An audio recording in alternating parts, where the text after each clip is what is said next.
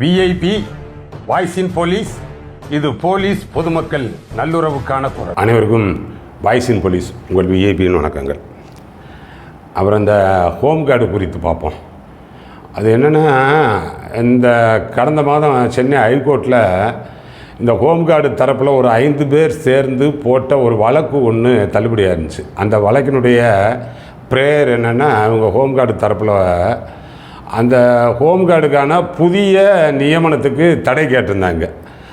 அது என்னென்னா, எதுக்காகன்னா, எங்களுக்கு 5 நாள் தான் வேலை கொடுக்குறாங்க, 5 முழு நாள், இல்லைன்னா காலை விட்டா உடச்சி 10 கொடுக்குறாங்க.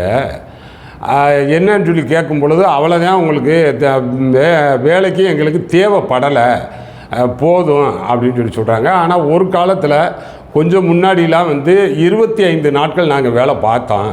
இந்த நிலையில் 5 நாள் மட்டுமே வேலை பார்த்து ஒரு முழு நாளைக்கு 560 ரூபா சம்பளம் வாங்கி, மொத்தத்துக்கு 5 நாளைக்கு 2800 ரூபாய் சம்பளம் வாங்கி எப்படி நாங்கள் வாழ்வாதாரம் பாதிக்குது, எப்படி வாழ்க்கையை மேற்கொள்ள முடியும் அப்படின்றது இவர்கள் தரப்பில் வைத்த கோரிக்கை. அப்புறம் அது ஜஸ்டிஸ் சத்யநாராயணா பெஞ்சு அவங்களுக்கு வந்துச்சு.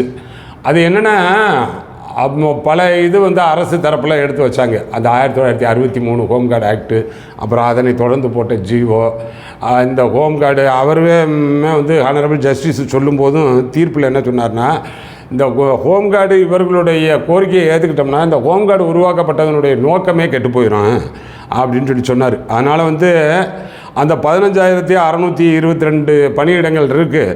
இவங்களுக்கு 18 to 45 வரைக்கும் தான் வயசு. அப்புறம் 45க்கு மேலே ரிட்டையர்ட் ஆயிடுவாங்க. ரிட்டையர்ட் ஆனவங்களுடைய காலி பணியிடத்தை எடுத்து தானே ஆகணும். அதனால் மனுதாரர்களுடைய கோரிக்கையை ஏற்க முடியாது அப்படின்னு சொல்லி மனுவை தள்ளுபடி பண்ணிட்டார்.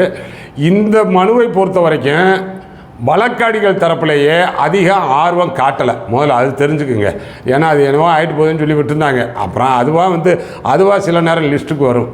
அது போக இப்போ சென்ட்ரல் கவர்மெண்ட்டுடைய ஹோம் அஃபேர்ஸில் இருந்து ஹோம் கார்டு தரப்பில் நாடு முழுவதும், இந்தியா முழுவதும் எந்த நீதிமன்றத்தில் என்ன வழக்கு இருந்தாலும் அதை எல்லாம் ஒரு முடிவுக்கு கொண்டு வாங்க அப்படின்னு சொல்லி அவங்களுக்கே ஒரு சுற்றறிக்கை அனுப்பப்பட்டிருந்துச்சு. அதன் அடிப்படையிலேயும் இந்த வழக்கு விரைவாக கொண்டு வந்திருக்கலாம் அப்படின்னு சொல்லி நினைக்கிறேன். சரி, அது எதுக்காக அந்த ஹோம் கார்டு குறித்த வழக்குகளை விரைவில் முடிவுக்கு கொண்டு வர சொல்லி ஹோமில் இருந்தே எதுக்காக அப்படி ஒரு சுற்றறிக்கை வருதுன்னா, நம்ம முந்தைய பதிவில் போட்டோம் பார்த்தீங்களா, 4 மாதத்துக்குள்ளே நாடு முழுவதும் ஹோம் கார்டினுடைய நிலைமையை பார்த்து கண்டறிந்து உங்களது கமெண்ட்டு சொல்லுங்கள், உங்களது ஆலோசனை சொல்லுங்கள் அப்படின்னு சொல்லி அவர் ஹானரபிள் மத்திய உள்துறை அமைச்சர் கலந்துக்கிட்ட அந்த ஒரு கூட்டத்திலேயே சொல்லியிருந்தார் அப்படின்னு சொல்லியிருந்தோம் பார்த்தீங்களா. அதன் அடிப்படையில் தான் இது கேட்டுக்கிட்டு இருக்காங்க. அதனால் அதுதான் மெயின், அதை தான் எதிர்பார்க்கணும். இப்போ இந்த மனு தள்ளுபடியானதெல்லாம் பெரிய மேட்ரு கிடையாது. இந்த ஹைகோர்ட்டில், ஏன்னா ஹைகோர்ட் தள்ளுபடியானது போக இது போக அந்த southern state home card welfare association Tamil Nadu state unit அது ஒன்று இருக்குது பார்த்தீங்களா. அவங்க ஒன்று சுப்ரீம் கோர்ட்டில் ஃபைல் பண்ணது ஒன்று பெண்டிங் இருக்குது. அது எப்போனா இந்த வரக்கூடிய 7/2/2025 அன்றைக்கி வருதுனாலும் அது உத்தரவுக்காக வரலை. அது இரு தரப்புமே அவங்க கவுண்டர், அவங்களும் ஃபைல் பண்ணியாச்சு, இவங்களும் ஃபைல் பண்ணியாச்சு. ஒருவேளை ஒரு ஆர்குமெண்ட் வைக்கலாம், இல்லைன்னா ஏதேன்னு சொல்லலாம். அதனால் அது தெரிஞ்சுக்கங்க. அந்த வழக்குக்கு இந்த வழக்குக்கு அன்னைக்கு தள்ளுபடியான சென்னை உயர்நீதிமன்ற வழக்குக்கு தொடர்பு கிடையாது. அதை மட்டும் சொல்கிறதுக்காக இந்த வழக்குலேயும் பெருசாக ஆர்வம் காட்டலை. அங்கே சுப்ரீம் கோர்ட்டில் போட்டிருக்கிறது அந்த இமாச்சல் பிரதேசனுடைய தீர்ப்பை அமல்படுத்த சொல்லி எல்லா இதுலேயுமே மற்ற ஒரு சில மாநிலங்களில் பண்ணியாச்சு, தமிழ்நாட்டில் பண்ணலை அப்படின்றத கேட்டிருக்காங்க. அது ஒரு பக்கம் வரட்டும், என்னவா அது 7/2 வழக்கு விசாரணைக்கு வருது, அவ்வளோதான். அப்படி பார்க்கும் பொழுது இந்த மத்திய உள்துறை அமைச்சர் சொன்ன மீட்டிங் தொடர்ந்து இப்போ இது எல்லாத்தையும் கேட்டு 4 மாதத்துக்குள்ளே அறிக்கை சொல்லி அவங்க ஒரு ஆக்ட் பாஸ் பண்ணி அது நாடாளுமன்றத்திலே நிறைவேற்றம் செய்யப்பட்டு அது நாடு முழுவதும் அமலுக்கு வரும்னு எதிர்பார்க்குறான். அதுதான். ஏன்னா இது 1963 ஆக்டை வச்சுக்கிட்டு இன்னமும் போட்டு தொங்கிக்கிட்டு இருக்காங்க. அன்றைக்கு இருந்த, ஏன்னா அந்த ஆக்டில் இப்படித்தான் சொல்லியிருக்கு, ஆக்டில் வாலண்டியர் சர்வீஸ்ன்னு சொல்லியிருக்கு. அதை எடுத்துகிட்டு தான் அரசு தரப்பில் வருது. அதுக்கு அடுத்துமே அரசு பல ஜீவோ போட்டதுலேயும் இவங்க வந்து தன்னார்வ தொண்டு தான், தன்னார்வலராகத்தான் வருகிறார்கள் அப்படின்னு சொல்லி தான் வருது.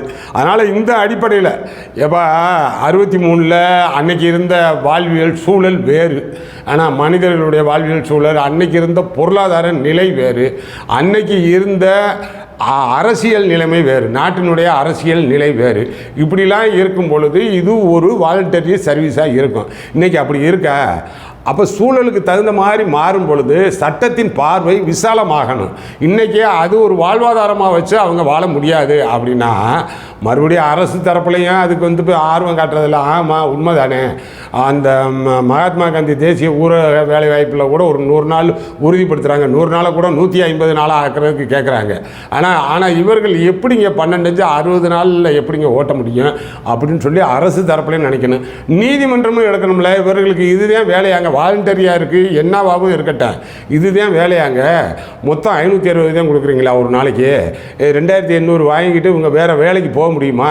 இவர்களுடைய அந்த பொருளாதார நிலை, இவர்களுடைய பணி சூழல் அது எப்படி அமைஞ்சிருக்கு? வேறு வேலைக்கு போனாங்கன்னா நீங்கள் கூப்பிட்ற அன்றைக்கி எப்படி வருவாங்க? அதை விட்டுட்டு இங்கே வந்துடுவாங்களா? அதை விட்டுட்டு இங்கே வந்தாங்கன்னா உங்கள்கிட்ட வேலை பார்த்துட்டு அவர் ஏற்கனவே பார்க்குற வேலைக்கு எப்படி போவார்? இப்படின்றதெல்லாம் வந்து யதார்த்தமாக லாஜிக்கலாக கேட்கணும். அந்த சட்டம் அப்படி சொல்லுதா? 4 ஜீவோ இப்படி இருக்கா, அப்புறம் என்னப்பா நாங்கள் எப்படிப்பா செய்ய முடியும் அப்படின்னு சொல்லி உடனே மனுவை தள்ளுபடி பண்ணிடுச்சு நீதிமன்றம். தீர்ப்புக்குள்ளே நம்ம ரொம்ப விமர்சனத்துக்காக போகல, நான் வந்து பொதுவான கண்ணோட்டம் சொல்கிறேன். ஆனால் பொதுவாக அப்படித்தானே, ஒரு மனிதாபிமானமாக பார்த்தா அப்படித்தானே பார்க்கணும்.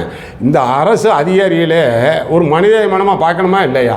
நீங்கள் தான் சொல்கிறீங்க, ஆனால் புதிய தேர்வுக்கு வேணும், ஆள் வேணும்னு. அப்புறம் அதே இது இருக்கிற ஆளுக்கு வேலை கூடியா அப்படின்னா இல்லை வேலை இல்லைன்றீங்க. ஒன்றுக்கு ஒன்று முரணாக தெரியலையா உங்களுக்கு பார்க்குறதுக்கு? அந்த கேள்வியத்தையும் முன் வைக்கிறோம்.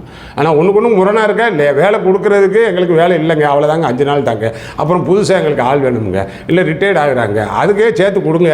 அப்போனா வெறும் ரிட்டையர்ட் ஆகக்கூடிய காலி பணியிடங்கள் இருந்துச்சுன்னா உங்களுக்கு 15 நாள் 20 நாள்.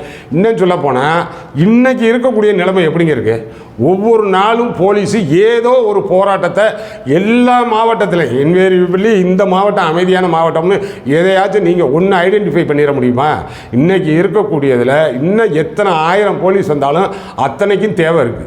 எல்லா மாவட்டத்திலையும் காலையில் பாருங்கள், கட்டாயம் ஆர்ப்பாட்டம் இருக்கேன், இல்லைன்னா ஏதோ ஒரு 174 ஆர்டினரி தற்கொலை பாடியை வாங்க மாட்டோம்னுவேன், என்னமோ ஒரு ஆக்சிடென்ட் இருக்கும் பாடியை வாங்க மாட்டோம்னுவேன், எல்லாம் போராட்டம் நடக்கும், ஏதோ ஒன்று நடந்துக்கிட்டே இருக்கா இல்லையா? அப்போ ஹோம்கார்டினுடைய தேவை நிராகரிக்கப்படுதா? அவங்க தேவை இல்லையா? அப்படின்றதெல்லாம் எடுத்து வைக்கணும், எடுத்து சொல்லணும். அப்படி சொல்லி இவர்களுடைய தேவை இருக்குங்க, பார்த்துக்கிறோம். அதான் இது வந்து சட்டத்தின் பால், உங்கள் அரசு ஆணையின் பால் நீங்கள் அப்படியே குதிரைக்கு லாடம் கட்டினது மாதிரி ஒரே நேர்கொண்ட பார்வை பார்த்து அப்படிலாம் சொல்ல முடியாது. இது எளிதான மனிதாபிமானமாக பார்க்கக்கூடிய பார்வை, அவ்வளோதான். அப்படி தான் பார்க்கணும். அதனால் கொஞ்சம் வெயிட் பண்ணுங்கப்பா. அந்த 7/2/2025 அங்கே ஒன்று வரட்டும். அது போக இந்த ஹோமில் உங்களுக்கு ஏதோ ஒரு முடிவுக்கு வருவாங்க. கடைசியாக அந்த 1963 அந்த ஆக்டே அபாலிஷ் ஆயிரும்.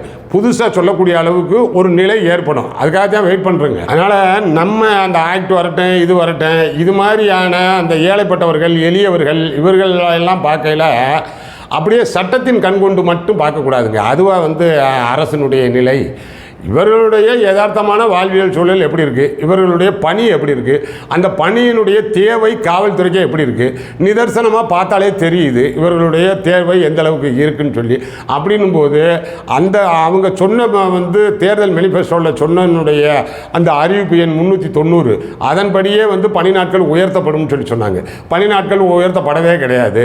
ஆனால் வந்து அவர்களுக்கான ஊதியம் உயர்த்தப்படவே கிடையாது. மற்றது பாண்டிச்சேரியை கம்பேர் பண்ணும்போது பாதி தான் கிடைக்குது. இப்படிலாம் பார்த்தா அரசாங்கமே இது பண்ணணும். அரசாங்கம் இப்போ இருக்கக்கூடிய இந்த திராவிட முன்னேற்ற கழக அரசு மாண்புமிகு முதல்வர் செய்யணும் அப்படின்ற உணர்வில் இருந்தால் கூட இந்த அதிகாரிகள் எடுத்துகிட்டு போக மாட்டீங்களே. அது போக இந்த உங்களுக்குள்ளே இருக்காங்கல்ல, area commander, deputy area commander, company commander, அப்புறம் பிளட்டூன் கமாண்டரு, அதெல்லாம் கொஞ்சம் ஓரளவுக்கு சஃபஸ்டிகேட்டட் லைஃப்பில் இருப்பீங்க. ஏன்னா நீங்கள் தாங்க பார்க்கணும். நீங்கள் ஏதோ உங்களுக்கு 4 அடிமை கிடைச்சது மாதிரி நீங்கள் ஆச்சு பூச்சுன்னு ஆண்டான் அடிமை இது பண்ண ஆரம்பிச்சிங்கன்னு வைங்க. இந்த சங்கம் இருக்குது பாருங்கள், அந்த southern state home guard welfare association சங்கம், அது வந்து அங்கே சென்ட்ரல் கவர்மெண்ட்டில் அங்கீகரிக்கப்பட்டதுங்க. இவங்களால் நீங்கள் அந்த சங்கம் வச்சுக்கலாம்னு. ஏன்னா நீங்கள் அவங்க என்னதான் காக்கி யூனிஃபார்ம் போட்டாலும் உங்களுக்கு போலீஸ் ஆக்ட்டு, அந்த போலீஸ் ஆக்ட் ரெஸ்ட்ரிக்ஷன் அப்போ போலீஸ் ஆக்ட் இருக்குது பாருங்கள், அதுக்குள்ளேலாம் வரமாட்டீங்க அப்படின்லாம் சொல்லி சங்கம் வச்சுக்கலாம்னு அனுமதிக்கப்பட்டது.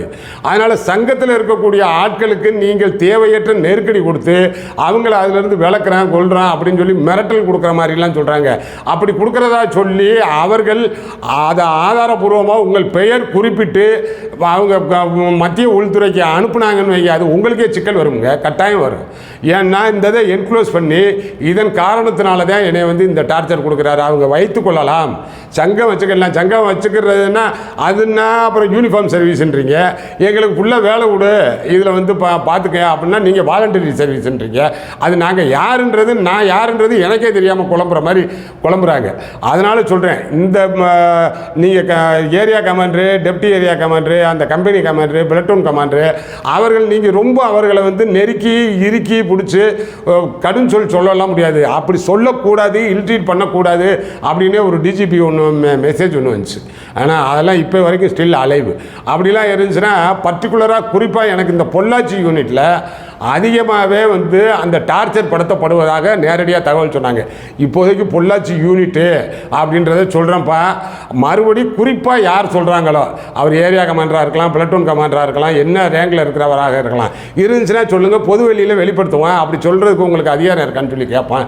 இப்போதைக்கு சும்மா அந்த யூனிட்டை மட்டும் சொல்கிறேன் அப்படின்ற மாதிரி சொல்லியிருந்தேன். அதனால் இது பாருங்கள், நீங்கள் வலிமையான சங்கம் வச்சுக்கலாம்ப்பா. வலிமையான சங்கம் இருக்கலாம்னா எனக்கு பார்க்க அந்த southern state home card welfare association அவங்க பல விஷயங்களை முன்னெடுக்கிற மாதிரி இருக்குது. அந்த சங்க நிர்வாகிகளோட தொடர்பு வச்சுக்கோங்க, அது எப்படின்னு சொல்லி பாருங்கள். அதனால் இது நல்ல அந்த சஃபஸ்டிகேட்டட் லைஃப் ஸ்டைலில் இருக்கீங்கல்ல, ஒரு லக்ஸூரியஸ் லைஃப்பில் இருக்கீங்கல்ல, அவங்க இந்த இதை வந்து ஒரு பந்தாவுக்காக இந்த platoon commander, area commander, deputy area, இந்த மாதிரியான அந்த கமாண்டரு லெவலில் இருக்கக்கூடிய போஸ்ட்டு ஒரு பந்தாவுக்கு காக்கி யூனிஃபார்ம் போடுற கெத்துக்கு நம்ம ஷோ பண்ணுறதுக்காக வந்தீங்கன்னு வைங்க. நீங்கள் வர்றது அதுக்காக வரலாம், ஆனால் உங்களது லைஃப் ஸ்டைல் அப்படி இருக்கலாம். ஆனால் இங்கே பாவம் அந்த ஹோம் கார்டாக இருக்கக்கூடிய மக்கள் யதார்த்தத்தை அம்மா வந்து 560 ரூபா சம்பளத்துக்கு தான் வர்றாங்க, ஒரு 5 நாள் வேலை கிடைக்கும் தான் வர்றாங்க அப்படின்ற ஒரு உணர்வோட மனிதாபிமானமாக பாருங்கள். யதார்த்தமான மனிதாபிமானம் இருக்காதாங்க, அது எப்படிங்க எல்லாம் போகும்? ஒரு மனுஷனை பார்க்கும் பொழுது இது எப்படி அவருடைய வாழ்வியலை நிர்ணயிக்குது, இதை வச்சு அப்படின்னு சொல்லி அவர்கிட்ட சாதாரணமாக பேச மாட்டீங்களா? எப்படிங்க லைஃப் போகுது, இது வேற என்ன உங்களுக்கு இதை தாண்டி வருமானத்துக்கு வழி இருக்கா, வீட்டில் வேலை பார்க்குறாங்களா, சின்ன கடை மாதிரி வச்சுருக்கீங்களா, விவசாயம் இருக்கா, இப்படிலாம் யதார்த்தமாக கேட்க வேண்டியதானே. இந்த பட்டுக்கோட்டையார் பாடலில் வரும், வசதி படைத்தவன் தரமாட்டான், வயிறு பசித்தவன் விடமாட்டான்னு சொல்லி. அப்படி ஆயிரம் வயிறு பசித்தவனுடைய தீவிரம் தாங்க பெருசு. அதுக்கு நீங்கள் வந்து தொடர்ந்து உதாசீனப்படுத்துனீங்கன்னு வைங்க, அது உக்கிரமாயிரும். அதில் தான் ஒரு எளிதாக மனிதாபிமானமாக நட்பு ரீதியாக அவர்களை அனுசரித்து போகணும் அப்படின்னு சொல்லி சொல்கிறது. அதனால் ஒரு பெரிய வர்க்க போராட்டம் மாதிரி இல்லாமல் ஒரு சகோதரத்துவத்தோடு நடத்துங்க. ரொம்ப எளிமையாக ரொம்ப அன்பாக இருங்க. கொஞ்சம் வெயிட் பண்ணுங்கப்பா. ஹோம் கார்டு அந்த கடைசி இறுதி புகலிடமாக இப்போதைக்கு மத்திய உள்துறை அமைச்சர் அமித்ஷா சொன்னதை ஏற்றுக்கிட்டு கொஞ்சம் வெயிட் பண்ணுங்கள், பார்ப்போம். இந்த கேஸு இதாக இருக்குது, உச்சநீதிமன்றத்தினுடைய வழக்கு ஒன்று பெண்டிங் இருக்குது, அதை பார்த்துக்கிடுவோம். அடுத்தடுத்த நல்ல பதிவுகளில் பார்ப்போம். நம்ம சேனல் இன்னும் சப்ஸ்கிரைப் பண்ணாமல் இருந்தால் சப்ஸ்கிரைப் பண்ணிக்கோங்க. வாழ்த்துக்கள்.